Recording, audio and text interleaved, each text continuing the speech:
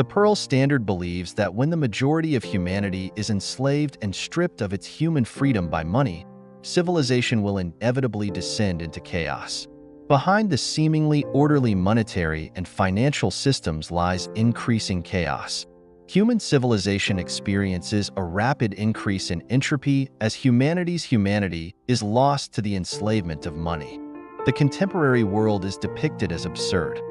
The poor are forced to live like fish out of water, clinging to branches, gasping for their last breaths in despair.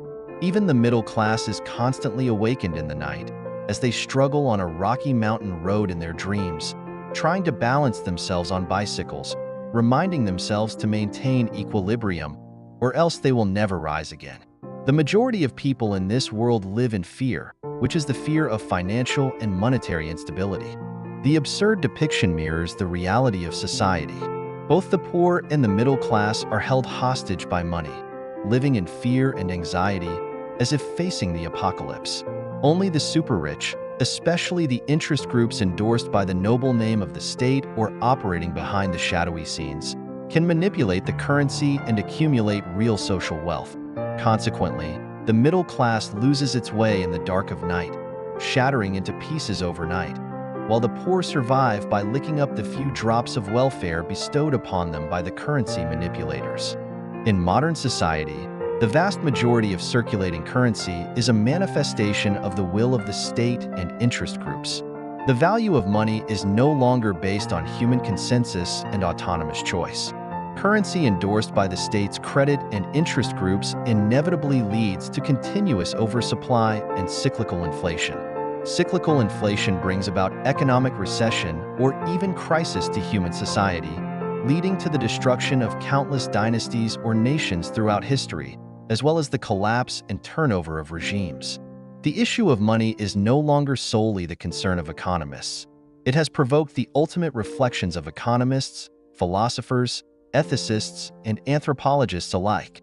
As early as in ancient Greece, the philosopher Aristotle proposed that humans are rational animals and should have the power of free choice.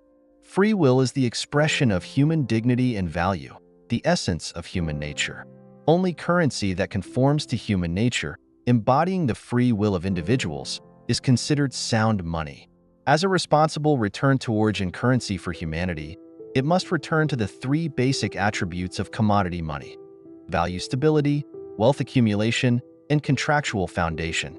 Only by anchoring to physical commodities with long-standing human consensus can currency achieve value stability.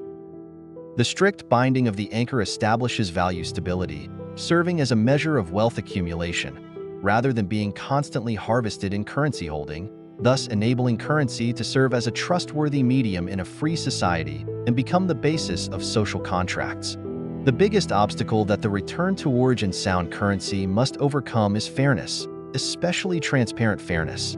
In the scenes of modern political and economic activities, there are too many symbols of balance, but they are merely fig leaves for plundering. The scales of fairness have long been unbalanced, and more often than not, it is the conspiracy of the powerful manipulating the currency that prevails. People can only earn a living through labor. Even if they accumulate wealth, it may disappear at any time due to the inflation caused by excessive currency printing. All of these are the fundamental causes of the increasing entropy of modern human civilization. Therefore, the fairness of the return-to-origin sound currency must ensure that everyone has equal rights and mechanisms to obtain currency. It is necessary to completely abandon the special accounting methods of banks and the deposit currency mechanism, ensure the stability of the currency value, and balance the total amount of currency with social wealth. At the same time, this fairness must be transparent. It is necessary to completely eliminate shadow banking, eradicate the financial black box mechanisms manipulated by a few, and abandon all financial derivatives that merely pass the buck. Human economic life no longer needs Lehman Brothers. Transparent fairness has already matured technologically in the era of Web 3.0, with blockchain technology providing an unalterable ledger, establishing undeniable trust in currency transactions among strangers everywhere on Earth. Only with transparent fairness can the general public avoid being hijacked by interest groups and avoid being harvested generation after generation in the chaos. The Pearl Standard believes that the return-to-origin sound currency must also be a currency that transcends national sovereignty. The so-called legal tender of national sovereignty often becomes the driving force behind wars, and currency is the most important consumable in war. The Pearl Standard believes that a circulating currency that transcends national sovereignty achieves greater wealth integration and largely suppresses war.